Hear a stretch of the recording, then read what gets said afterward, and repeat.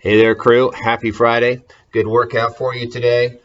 We have 6 different dumbbell movements to work through. We're doing 30 reps of each one. We're doing an entire piece for time.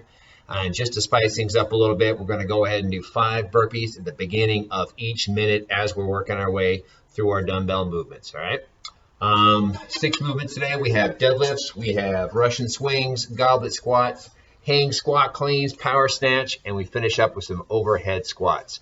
As I said, we're going to do 30 reps of each one after the other, working our way through. Ideally, these movements are all done with one dumbbell, or though a single kettlebell would work, or an odd object, something you can hold on to safely with one hand. Let me show these movements. So deadlifts today, standard deadlifts. We have one weight. It is on the outside of the leg. We're keeping those back nice and straight so no sits back. You just have to touch one bell down to the floor, right? Tap and go. On this one, we're going to switch hands every 5 reps. So 5 on the right, 5 on the left. Switch hands every 5. Do a total of 30. Our Russian swings, 2 different styles on this one. We can go two-handed style, right? Kind of more like a standard kettlebell swing, holding one bell, driving those hips forward, and bringing that weight up to right about shoulder level. You can also do this one-arm style if you prefer, holding onto the handle of the dumbbell. Same idea, right between the legs, drive those hips, drive it up, finishing with the arm parallel to the floor. If you do that style, just like the deadlift, you're going to switch hands every 5 reps. Our last third movement is goblet squats. We're going to hold that weight up underneath the chin. We're going to squat down below parallel and stand all the way up every rep. 30 reps there, just like everything else. Hang squat cleans. So for this one, the weight will be right between the legs. We want to keep the elbow nice and close to the body as we jump and shrug, right? We're driving that weight up to the shoulder. We keep the elbow close so the weight comes up to the shoulders and we can catch it. Full squat, all right? From here, hips, shrug, and squat.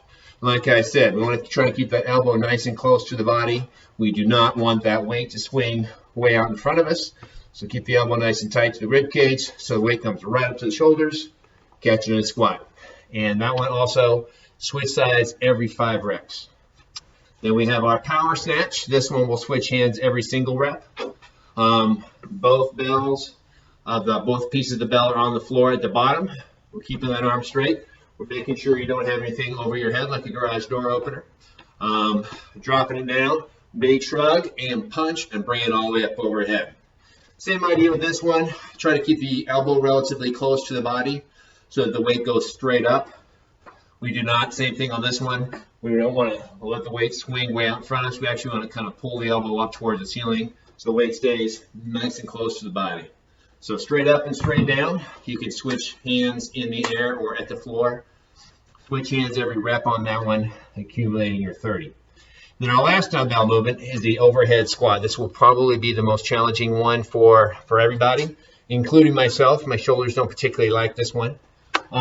So try this one if you can. Use a lighter weight if necessary.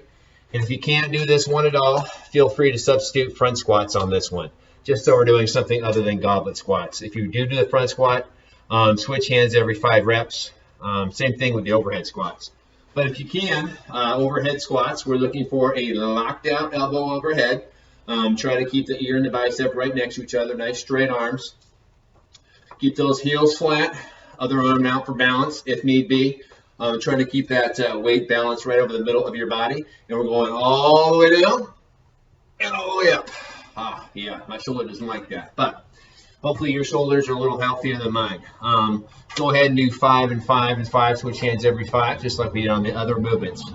Feel free to go lighter on that one or swap it out to front squats if necessary. A couple different things you can do with this workout today. So each minute, ideally those 5 burpees at the beginning minute are taking you, 20 seconds or so, 20 seconds or less. So we're pretty quick on those. If you find you can't get it done in 20 seconds, feel free to do only 4 burpees or scale it down if necessary. So we should have about 40 seconds to work inside each minute. 2 different things you can do is you can just get going, nice steady pace for 40 seconds every time.